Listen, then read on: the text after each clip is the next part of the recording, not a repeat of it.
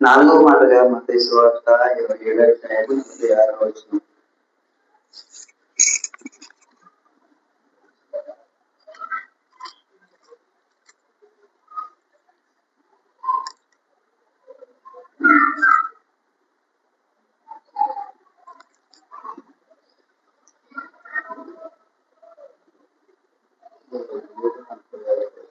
ఇంచుమించు 3 గంటలప్పుడు యేసు ఏలి రామస్తబర్తానని బిగ్గరగా వేశారు.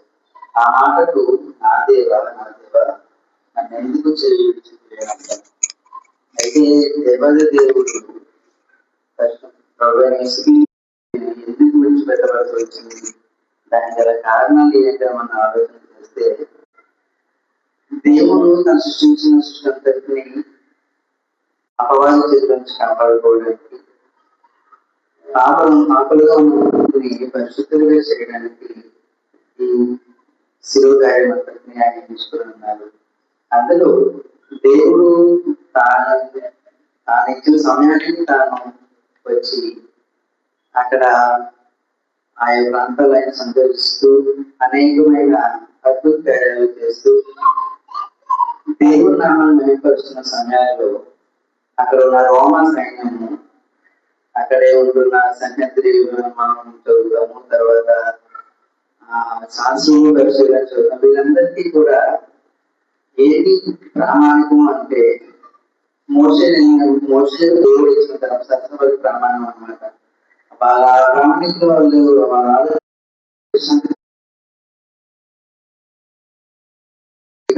లేకపోతే మన ఆహారం సంపూర్చుకుంటారు ఏదైనా కూడా చేయకూడదు.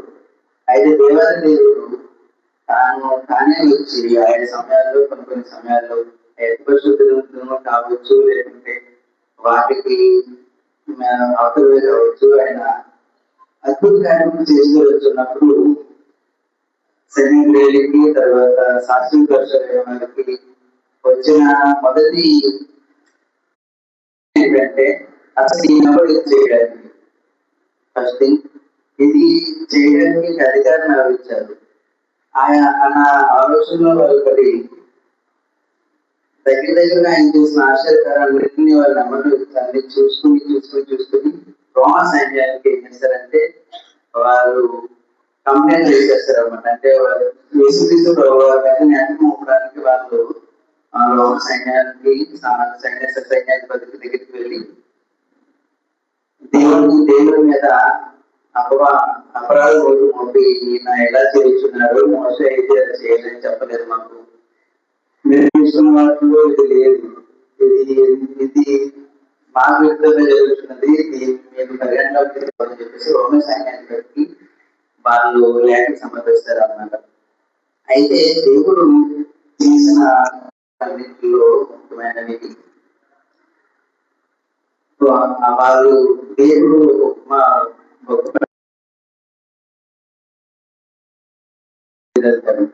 వెళ్ళినప్పుడు దేవుడిని అడిగారు అన్నమాట, ఇష్టమైతే నన్ను శుద్ధినిగా చేయాలి. అయితే దేవుడు అంటారు, నేను నీకు నా ఇష్టమైన శుద్ధిగా చేస్తాను. అయితే నువ్వు ఏం చేయాలి? సమాజంలోకి వెళ్ళి అక్కడ సమాజంలోకి వారికి అక్కడ పెద్దలకి నేను కనపరుచుకోవాలి అని చెప్పేసి అంటున్నాను. అయితే ఎవరైతే పొందారో, ఎవరైతే ఈ రక్షింపబడారో, లేకపోతే అద్భుత జ్ఞానంలో వాళ్ళ జీవితంలో జరిగారు, వాళ్ళు కుదురుగా నెమ్మదిగా ఉండగా దేవుడి పేరుని ప్రచురించడం మొదలు పెట్టారు అన్నమాట.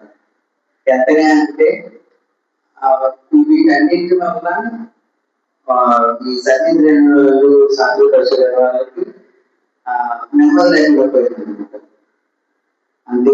అంతగా వాళ్ళు దేవుడు చేసిన కార్యాలను ప్రచురణ చేసినప్పుడు వాళ్ళకి దినకరంగా అనిపించినప్పుడు దేవుడు ఏ విధంగా సరే మనం అడ్డుకోవాలి, ఆయన అడ్డుకుని మనం ఏదైనా సరే మోసే ఏదైతే మనకు అవకాశించారో దాన్నే మనం పెట్టి ప్రూవ్ చేయాలని చెప్పేసి వాళ్ళు అనేకమైన ప్రయత్నాలు చేశారు. అయితే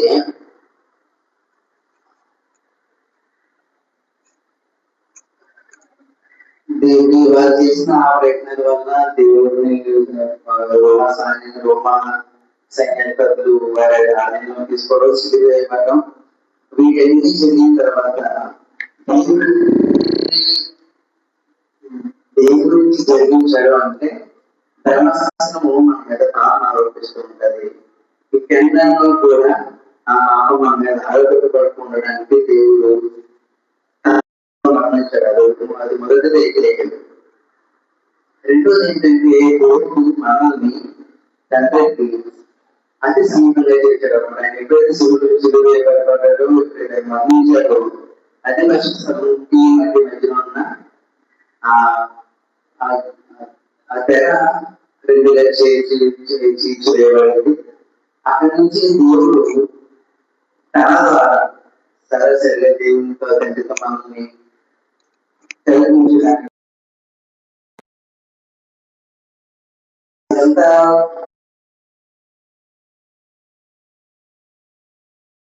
జీవితాల్లో మన జీవితాల్లో మనం ఆలోచన చేస్తే కొంతమంది భక్తులు వారి జీవితంలో అంటే ఇంకా చేస్తే మనం భవనాన్ని తప్పకెళ్ళబడతాము, ఏది చేస్తే మనకి ఇంకా ఇక్కడ ఉండడానికి చోటు ఉండదు అన్న సమయాల్లో కూడా దేవుని వాళ్ళు ఎన్నుకున్నారు తప్ప ఏది కూడా దేవునికి ఖాళీ చేయలేదు అనమాట.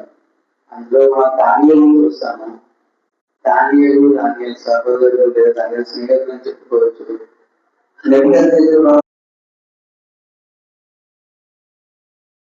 దానియలు సహోదరుడికి వీళ్ళని ఆ రాష్ట్రం మన సామ్రాజ్యంలో వీళ్ళైతే వీటన్నిటి ముందు ఈ దానియలు ఎవరంటే హిజ్కియా కుమార్ అనమాట.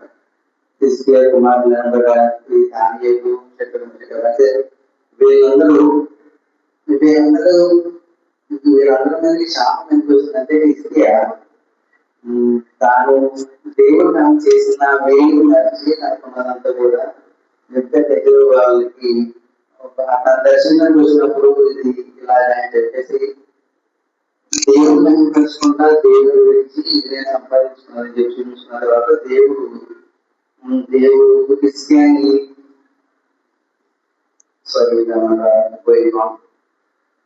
దేవుడు ఇశ్రాయేలుకి హిజ్కియాతో ఏదైతే చూపించాడు ఇదంతా కూడా కూర్చుంటే చేయబడతారు. కూర్చుంటే చేయబడిన తర్వాత ఏమైంది అంత మనకు తెలుసు. అయితే ఏమైందంటే వారికి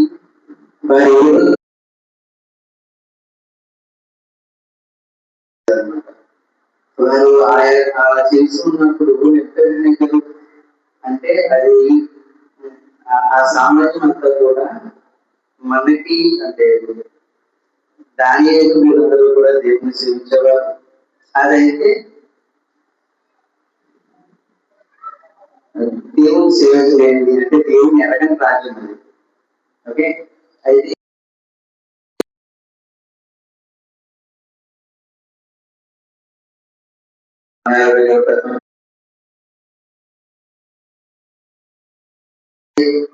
వాళ్ళు మేము చేయమన్నప్పుడు వాళ్ళని అగ్నిగుండంలో వేయబడ్డారు.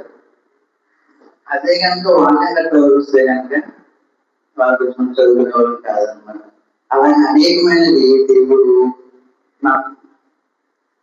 దేవుడు పక్షులుగా ఇచ్చిన వాళ్ళు జరిగించాడు. అయితే ఇది మనం ఒకవేళ మన జీవితంలో దాన్ని అనుకుంటే కనుక ఏ పరిస్థితుల్లో ఎక్కడెక్కడ మనం దేవుడు దీన్ని చేయగలుగుతారా లేదా లేకపోతే దేవుడు మనం అనుకోలేని పరిస్థితుల్లో ఉన్నప్పుడు అంటే లోకాన్ని చూసి లోకాన్ని వెంబడిస్తూ అనేకమైన పరిస్థితుల్లో మనం వెళ్తున్నప్పుడు ఎక్కడైతే మనం ఆగిపోతామో అక్కడే మనకి అక్కడి నుంచి దేవుడు అధికారులు చేయడం మొదలు పెడతారు. అది ఎలాగంటే ఎప్పుడైతే మనం పూర్తిగా అంటే ఇది నా వల్ల కాదు సాధ్యమైన ఆయన మీద ఆనుకున్నప్పుడు ఆయన దాన్ని తిరిగి చుట్టూ వెళ్తారు అనమాట. దీనికోసమే దేవుడు ప్రభు యేసుక్రీస్తు అప్పగించబడినప్పుడు కళ్ళు తండ్రి దాన్ని నిజంగా విడిచిపెట్టాడు, విడిచిపెట్టాడు.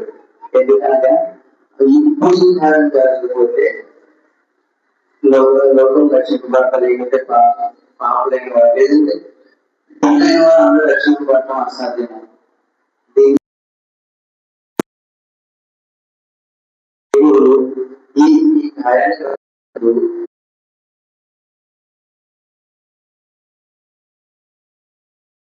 ప్రార్థన చేయడం జరిగినప్పుడు ఆయన అక్కడ దూరపరుచుకుంటాడు అనమాట. అందులో అంటారు, తండ్రి ఇది నా వల్ల కాదు, నేను చేయలేను అనుకుంటే అలా జరగాలి. కాబట్టి అది అది అలా జరిగించడానికి మాత్రమే దేవుడు దాన్ని చేయించాడు అన్నాడు. అయితే మన విషయాల్లో కూడా దేవుడు సంస్థను ఆయన ఏదైతే డిజైన్ చేసాడో పట్ల ఆ రీతిగానే నడిపిస్తూ ఉంటాడు. ఒకవేళ ఆయా పరిస్థితుల్లో మనం దాటిపోయాము, లేకపోతే మనకు జరగట్లేదు, లేదా మనం ఇబ్బందులు లేకపోతే మనం అనుకుంటూ ఉంటాము. ఆయా పరిస్థితుల్లో దేవుడిని మనం అనుకున్నప్పుడు దేవుడు ఏ రీతికి యేసుక్రీస్తు తన ఉత్తాన పౌరులతో తిరిగి మరి 3 రోజులు లేపడు. అదే దేవుడు మన సహాయకాలం చేసి నడిపించుకున్నాడు. దేవుడి